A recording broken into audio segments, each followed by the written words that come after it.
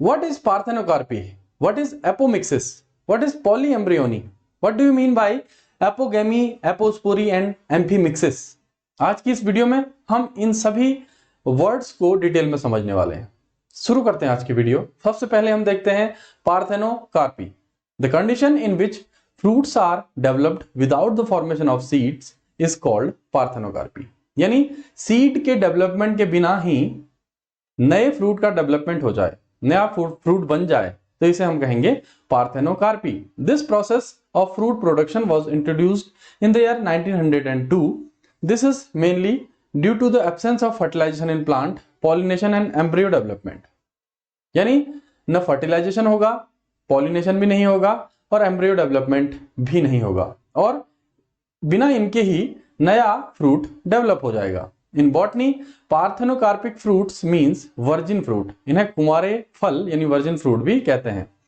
और ये जो फ्रूट्स बनते हैं पार्थेनोकार्पी से, ये सीडलेस होते हैं, इनमें बीज नहीं पाए जाते हैं। जैसे पाइनएप्पल, ये पाइनएप्पल आप देख रहे हैं, बनाना, ऐसे ही कुकुम्बर और वाटरमेलन और ऑरेंज, ग्रेप फ्रूट, इसके अलावा पियर, यहां पर फिग देख रहे हैं आप। तो ये सब एग्जाम्पल हैं पार्थेनोकार्पी के, और ये सब पार्थेनोकार्पिक फ्रूट्स कहलाते हैं। इसके अलावा पार्थेनोकार्पी एनिमल्स में भी पाई जाती है। जैसे बी यानी मधुमक्खी में पार्थेनोकार्पी से मेल का डेवलपमेंट होता है। फर्टिलाइज्ड जो एग होते हैं 2n, वो या तो फीमेल बनाएंगे या वो वर्कर्स बनाएंगे, लेकिन जो अनफर्टिलाइज्ड एग होगा वो ड्रोन बनाएगा या मेल का निर्माण करेगा। तो पार्थेनोकार्पी अगर एनिमल्स में होती है तो उसे पार्थेनोजेनेसिस कहा जाता है। नेक्स्ट पॉइंट है एपोमिक्सिस। एपोमिक्सिस का शाब्दिक अर्थ है अवे फ्रॉम मिक्सिंग, यानी मिक्सिंग से दूर भागना, दूर जाना। तो apomixis in flowering plants is defined as the asexual formation of a seed from the maternal tissue of the ovule, avoiding the process of meiosis and fertilisation leading to embryo development. यानी ना ही इसमें meiosis होगी, ना ही fertilisation होगा, और जो maternal tissues हैं, मात्र कोशिकाएं हैं, उनसे एसेक्सुअली नया एम्ब्रियो बन जाएगा। Since apomixis involves the formation of seeds without syngamy, जैसे एपोमिक्सिस सिनगेमी के बिना सीड बना देता है। All the seeds are genetically similar. Syngamy नहीं होगी तो दूसरे कैरेक्टर्स या दूसरे जो पॉलन ग्रेन से या दूसरे प्लांट से जो कैरेक्टर आने वाले थे सेक्सुअल रिप्रोडक्शन में, वो नहीं उसमें जुड़ेंगे। सिर्फ मैटरनल प्लांट से ही नया ऑर्गेनिज्म या नया सीड बन जा रहा है। तो ये जो सीड्स होंगे वो आइडेंटिकल होंगे अपने मैटरनल स्ट्रक्चर से, या जीन या जेनेटिक कॉन्स्टिट्यूशन सीड्स का और मैटरनल प्लांट का बिल्कुल सेम होगा exactly. Therefore it can be used in vegetative propagation. तो ये वेजिटेटिव प्रोपगेशन यानी कायिक जनन, कायिक प्रवर्धन में भी यूज किया जा सकता है, जिसमें आइडेंटिकल कॉपीज बनाई जाती हैं प्लांट की, जिससे कि कैरेक्टर्स सिमिलर ही रहें आगे पीढ़ियों तक गई। तो ये एपोमिक्सिस और पार्थेनोकार्पी में डिफरेंस कई बार पूछा जाता है। तो ये डिफरेंस है क्या? Apomixis is the formation of seeds without fertilisation. Fertilisation के बिना ही अगर सीड बन जाए तो वो है एपोमिक्सिस। लेकिन पार्थेनोकार्पी क्या है? Formation of fruit without fertilisation. तो यहां पर सीड बन रहे हैं एपोमिक्सिस में, लेकिन पार्थेनोकार्पी में फ्रूट बन रहे हैं। इसके बाद number 2, apomixis produces genetically identical mother cells.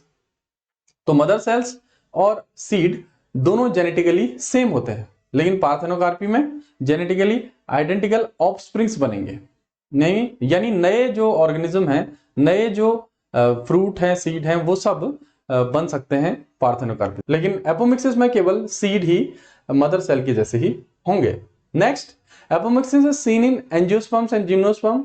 Angiosperm, gymnosperm आवृतबीजी, अनावृतबीजी दोनों पौधों में पाया जाता है। लेकिन पार्थेनोकार्पी में seen in plants and animals, पौधों और जंतुओं दोनों में पाया जाएगा। ये तो सिर्फ एंजियोस्पर्म, जिम्नोस्पर्म में, लेकिन वो प्लांट्स में भी पाया जाएगा पार्थेनोकार्पी, और एनिमल्स में भी पाया जाएगा। और एनिमल में अगर वो पाया जाएगा, जैसा मैंने पहले भी बताया, कि वो पार्थेनोजेनेसिस कहलाएगा।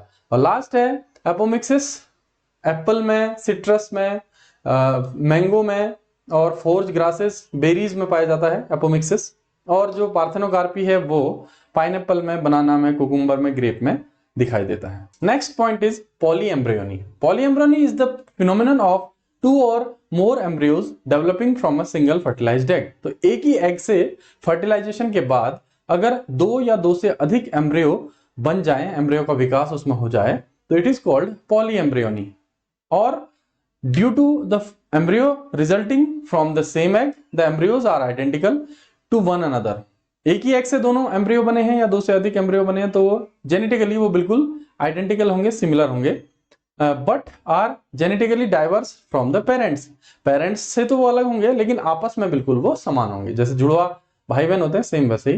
This phenomenon is found both in plants and animals. Animals में भी पॉलीएम्ब्रियोनी देखी जाती है और प्लांट्स में भी पॉलीएम्ब्रियोनी देखी जाती है। हालांकि जेनेटिकली कुछ तो डिफरेंस होगा ही दोनों के बीच, बिल्कुल एग्जैक्टली सेम एनिमल्स में नहीं होंगे, लेकिन प्लांट्स के केस में ये बिल्कुल जेनेटिकली आइडेंटिकल होते हैं। This natural phenomenon was first discovered in the year 1719। 1719 में से खोजा गया था। किसने? एंटोनी वॉन ल्यूएनहॉक ने। और वो सिट्रस प्लांट्स के सीड्स में अध्ययन जब कर रहे थे तब उन्होंने पॉलीएम्ब्रियोनी की खोज की। यहाँ पर 2 डायग्राम दिए हुए हैं जिसमें एक ही बीज से कई सारे प्लांटलेट्स बन जा रहे हैं। तो ये है पॉलीएम्ब्रियोनी का उदाहरण, क्योंकि एम्ब्रियो बहुत सारे होंगे इसलिए यहाँ पर छोटे छोटे प्लांटलेट्स भी बहुत ज्यादा बन रही हैं। तो उतनी ही जड़ें बनेंगी और उतने ही तने बनेंगे, प्लूम्यूल और radicals. Next point is apogamy. Apogamy is a unique asexual process in ferns in which a haploid sporophyte develops from a ploidy gametophyte without gamete fusion।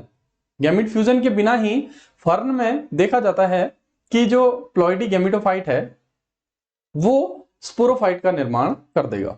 जो गैमेटोफाइट है एन, वो स्पोरोफाइट बनाएगा, लेकिन वो स्पोरोफाइट हैप्लॉइड होगा, half number of chromosome लिया हुआ होगा। जब हमने फर्न पढ़ा था तो उसमें देखा था कि वो स्पोरोफाइट 2n स्ट्रक्चर होता है, डिप्लॉइड स्ट्रक्चर, लेकिन यहां पर गैमेटोफाइट है n स्ट्रक्चर, हाफ हैप्लॉइड, और वो स्पोरोफाइट बनाएगा वो भी हाफ नंबर ऑफ क्रोमोसोम वाला। ये सबसे पहले खोजा था हेनरिच एंटोन डी बेरी ने 1878 में, और इसे एपोगेमी नाम उन्होंने दिया हुआ था।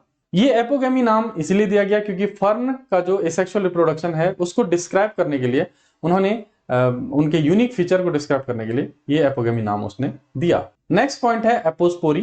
ये भी कुछ एपोगेमी जैसा ही है।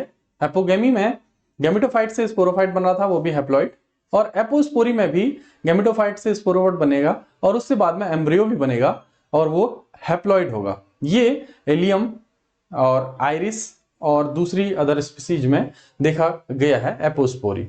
एपोस्पोरी और एपोगेमी में एक अंतर है कि एपोस्पोरी में तो स्पोरोफाइट जो बनेगा वो डिप्लॉइड होगा, हालांकि एम्ब्रियो बाद में हैप्लॉइड ही बनेगा, लेकिन एपोगेमी में जो स्पोरोफाइट बन रहा है गैमेटोफाइट से वो हैप्लॉइड होगा। नेक्स्ट पॉइंट है amphimixis. Amphimixis is a type of asexual reproduction in which the male and females parents gametes like ovum and spermatozoa fuse during fertilisation. Fertilisation में पॉलन ग्रेन्स जो male से आए हैं और जो ओव्यूल जो फीमेल का है प्लांट के केस में, या स्पर्म जो मेल से आए हैं एनिमल्स के, और ओवा जो फीमेल में है, वो दोनों फ्यूज होते हैं नॉर्मली और रिजल्टिंग क्रिएशन ऑफ जाइगोट, इससे जाइगोट बनता है। नॉर्मल सेक्सुअल रिप्रोडक्शन जो है वो कहलाता है एम्फीमिक्सिस। इसके अलावा जितने भी हैं वो एबनॉर्मल रिप्रोडक्शन है और वो सेक्सुअल रिप्रोडक्शन न होकर एसेक्सुअल रिप्रोडक्शन में आ सकते हैं। इसके बाद जाइगोट एक नए स्ट्रक्चर, नए ऑफस्प्रिंग का निर्माण करेगा, नई बॉडी का निर्माण करेगा, और वो पेरेंट्स से बिल्कुल अलग होंगे क्योंकि वो एम्फीमिक्सिस से बने हैं। दोनों ही पेरेंट्स के जो गैमीट हैं वो आपस में मिलेंगे और नए कैरेक्टर्स को जन्म देंगे, और इवोल्यूशन में ये सहायक है, और सेक्सुअल रिप्रोडक्शन एम्फीमिक्सिस ही है।